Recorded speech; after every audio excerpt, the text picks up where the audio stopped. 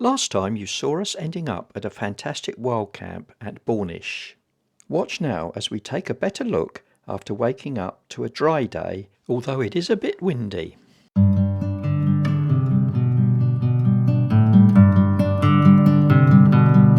Welcome to the channel. We are Graham and Ellie. We are Wizard in the Wild.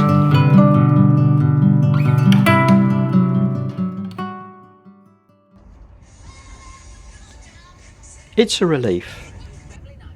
Day 17 is dry. We're not in a rush. It's a slow start sort of a day.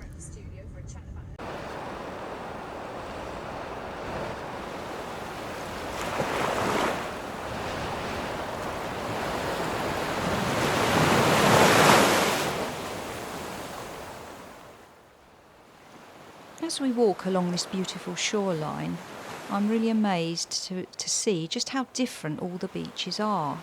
You've seen so many on the Outer Hebrides, and yet each of them has their own unique quality. This one has a lock right beside it, which is quite unusual.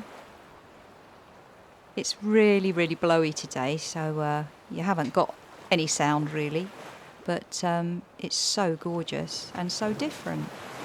As I say, I can't believe the different qualities of all the beaches that we've seen.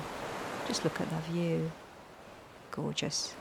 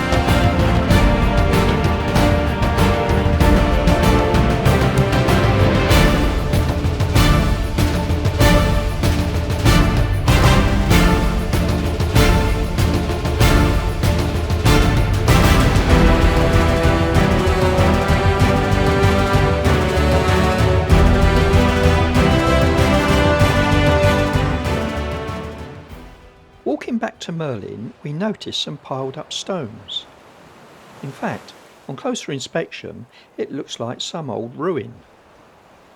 Well, it turns out it's the remains of an old Broch. A Broch is an Iron Age dwelling. Have a look at our previous vlog about the Duncarlaway Broch. Although this pile of stones may not look impressive now, imagine what it would have looked like. I can't help thinking, fresh water in the loch on the left there, and plenty of fish in the sea. What else would you have needed in those days? A great place to live.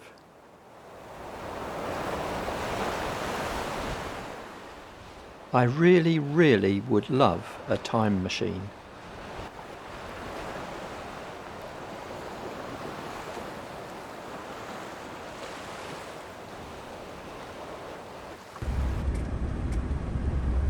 There's definitely no rushing this track.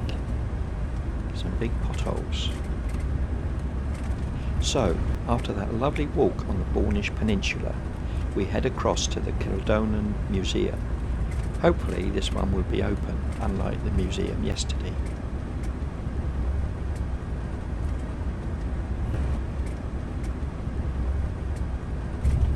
So what are these little guys doing, I wonder? Is it farming skills or training for the SAS at a very young age? They look very excited. Whatever it is. Definitely need high vis round here. Gosh, they're tiny. Tiny little ones. Oh my goodness, they look about 4 years old. Bless them. Not the easiest drive back to civilization. It's like potholes. How fast are you going, Gray? 3 miles an hour. 3 miles an hour, there you go. I'm just on tick over speed. You're on... My foot's not even on the accelerator.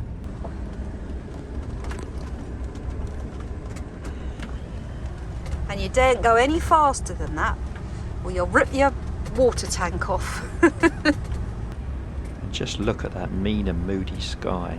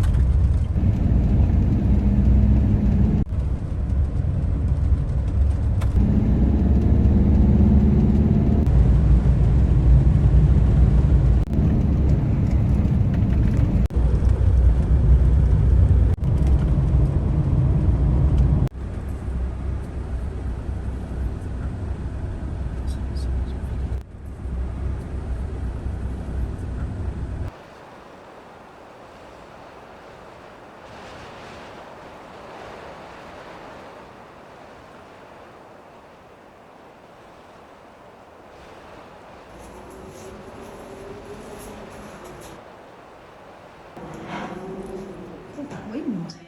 Hello there. Hello. You okay? Yes. All right. Campervan Museum, are you? Yes, We are, please. thank you. Yes. So, 2 concessions, so that that's is. £6 then, please. Thank you. Thank you. Well, some people have cash, especially when it's a little amount. Yeah. Oh, here's all the flags, Gray. Oh, wow. Oh. Oh, some of these things are beautiful. Yes, I think it'll work now. So when you're the first people thinking how quiet it is, you know. You like the hats, Gray? I rather like the look of these little peat incense burners. They're like little houses, so cute. You can hear Graham in the background chatting to the lady in the shop about these books. They're written by Peter May and they're all set on the Outer Hebrides. Wow. I think we might have to start reading those. There's a trilogy, so I think the first one. Is that the Chessman? Is that the Chessman, first Yeah. one?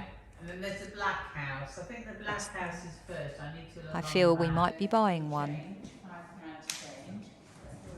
And this is about Barney Prince Charlie. That's very interesting. Ah, there's the Clanranald stone. Look at that. Oh my goodness. The Clanranald memorial stone came from an ancient religious settlement at Howmore, the most ancient church site in South Uist. It was thought to have been originally built into the wall of one of the chapels. As the chapel fell into disrepair, the panel was left lying against a wall in the graveyard. The stone disappeared in 1990. The police were notified, but said no action could be taken as no ownership could be established. The stone disappeared without a trace. And funnily enough, in late 1995, the stone turned up in a flat in Euston in London. And Mr. and Mrs. Mabon had come from Canada to clear out a flat, and they found the stone and photos of it being removed from Howmore. Their son and an unnamed friend were the mystery stone takers. The stone was undamaged, and it was returned to Uist in 1995, and here it is. And it is absolutely beautiful. Wow, real sense of feeling history here.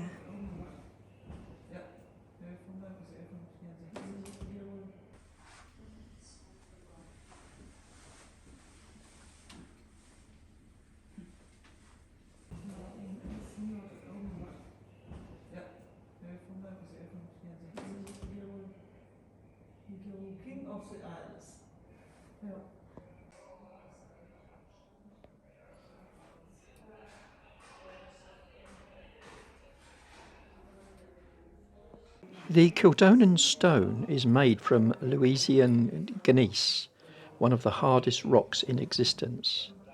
To cut a precise hole by hand through such a hard piece of stone would have been a major undertaking. The stone was found within the ruins of an early Christian church, about half a mile from the museum. Local history suggests that this stone is an example of a handfast stone, a Celtic tradition used for betrothals or marriage rituals. We're already married, but we're going to give it a go anyway. It was very interesting looking at this old furniture and in some cases they use straw for the mattress, in other cases they use seaweed. It's a really interesting section of the museum.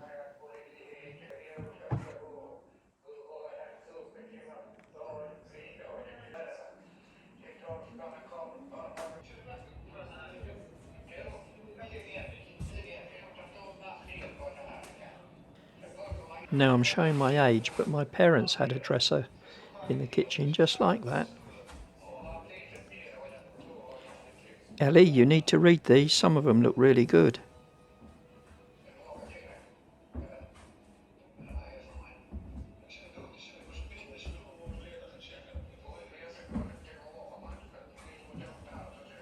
And I remember my mum doing the washing using these, a mangle and a washboard.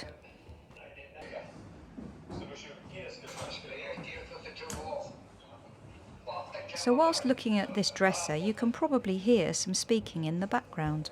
I'm going to let you listen to it because it's actually the Gaelic tongue, and it's nice to hear it when it's spoken properly, not like our attempts.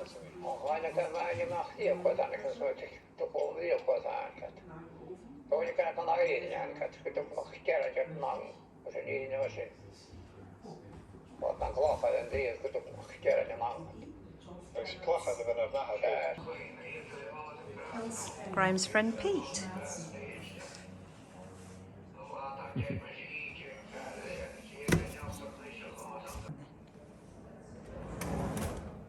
At one time, all of these utensils were state of the art and used for making cheese and butter. To make cheese and butter. This beautiful glass rolling pin belonged to Flora Macdonald, but more about her later on in the vlog.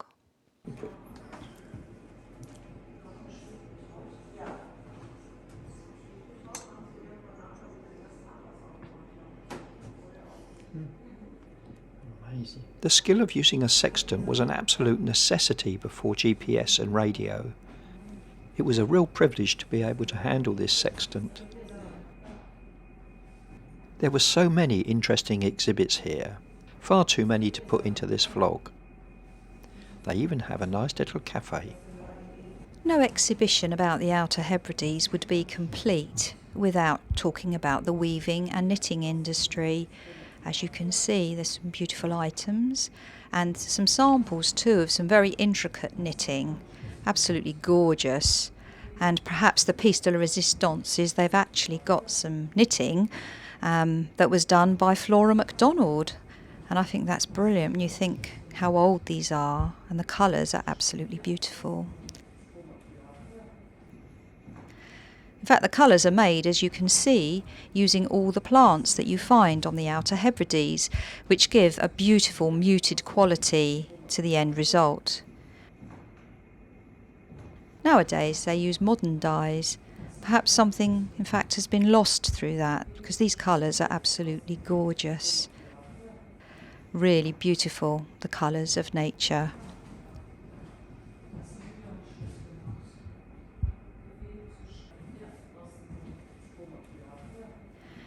My favourite item in the whole museum is this little landscape that's been knitted in the traditional way is absolutely gorgeous. I love the houses and the water. It's incredible. I'd love that. After the museum, we went and had a look in the little gift shop, and it had some amazing things. I was also privileged to meet an artist who works with dried seaweed.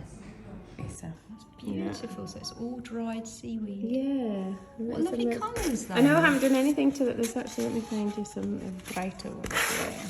They are stunning. That's so clever. Oh wow. Right. So they all go into the sort of pinky range, don't they? Well, there's all different colours. So I do have dark ones as well. It's just probably that's what I had here with me at the moment, but there's all different colours. We would highly recommend a visit to the Kildonan Museum. A mile or two down the road is the birthplace of Flora Macdonald. We're going to have a look at that now.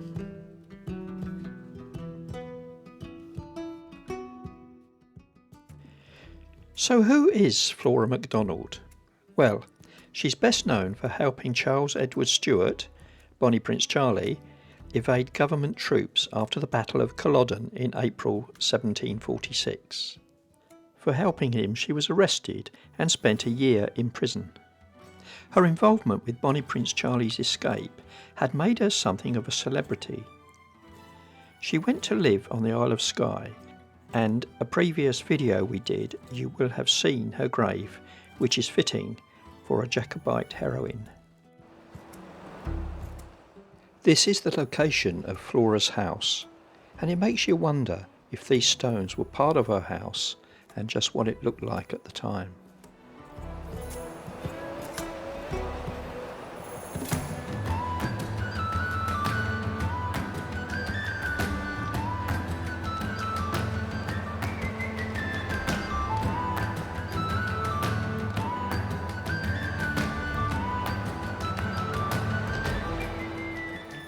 Well, sorry folks, we have to leave this vlog here. We've run out of time again. Join us next week when we get over to the island of Eriskay.